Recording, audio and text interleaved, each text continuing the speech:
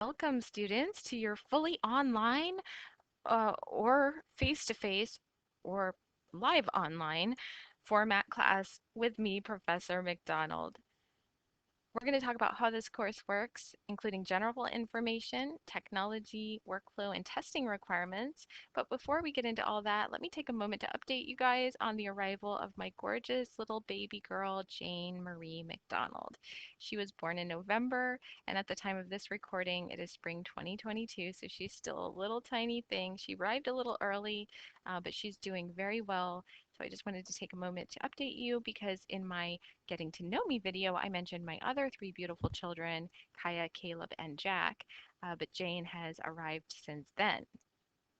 Now I'm going to talk about general information for statistics classes and college algebra classes, but this video does not replace your course syllabus, and things can change from semester to semester, and there are little nuances depending on which class you're in and what the format of your class is, so please make sure to fully read your course syllabus and all of the content in the course orientation module in Canvas, which is the Start Here module, which also contains required assignments, so you don't want to skip that. And I recommend when you go to the Start Here module, click on the first page and then use the bottom right Next button and make sure you just keep going through all of the content that I've provided there so you don't miss a thing.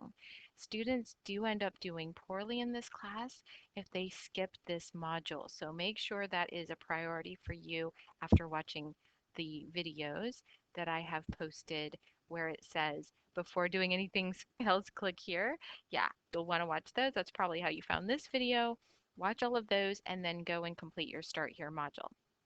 After that, you'll want to start your actual lesson content, and each lesson module is posted here as well. You have links to each module, and they all include similar things like an overview of the lesson, a reading assignment, a vocabulary possibly, some video lessons, and your class participation assignments, and your guided learning assignment, which is in Lumen Ohm. And this is more than a homework, it is also a learning experience. And so you'll want to just be completing all of these things for each of your lesson modules. And a quick tip for navigation is to hit the collapse all button so that you have a simplified view of your lesson modules.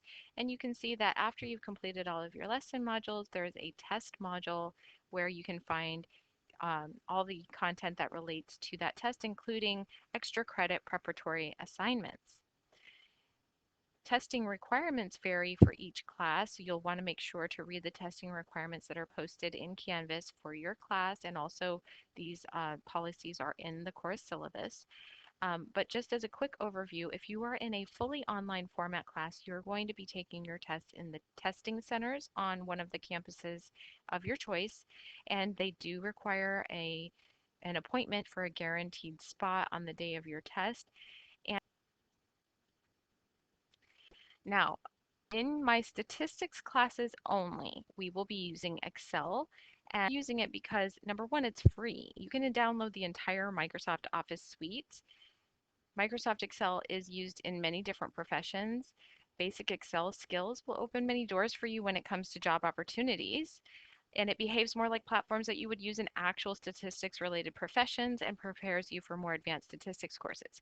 But even if you don't have any plans for doing any statistics in the future, it is still an extremely useful basic skill to have for job opportunities and also for other personal uses. Start in each lesson module by doing your class participation and then reading the textbook, or you can interchange these two if you'd like. Some students actually do benefit from reading the textbook pages first and then doing the class participation assignments because some students say they understand the class participation ed puzzle videos better if they've already had a little priming by reading the content in the textbook pages. What I would caution you from is when reading the textbook, don't worry if you don't understand everything. Just read through it so you have a general idea of what's in that section, the terminology, symbols, etc., and then do your class participation assignments. And after you've done those two things, you'll work on your guided learning assignment. And your guided learning assignment actually has videos attached to your questions. Is the beginning of the guided learning assignment, and I'm going to click start. So this one has a video attached where I show how to use Excel to answer the question. It's very specific, step by step.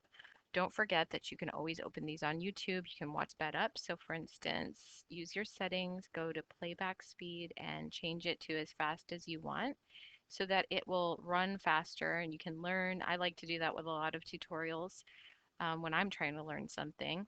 Also, you can turn the subtitles on, opening it up to full screen so that you can clearly, more clearly see what I'm doing in the video. You'll also see videos from other content creators attached to some of the questions.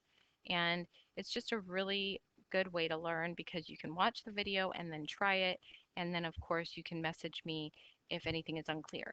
Now, the one thing I do ask is if there's a video attached and you're messaging me, please say why the video wasn't quite doing it for you, or try to be specific about something that wasn't covered in the video, or whatever it is that will help me know what I can say differently when I answer your question. So, disclaimer again, I know I said this a lot at the beginning of this video, but it can't be said enough. The course syllabus is the ultimate authority on current course policies.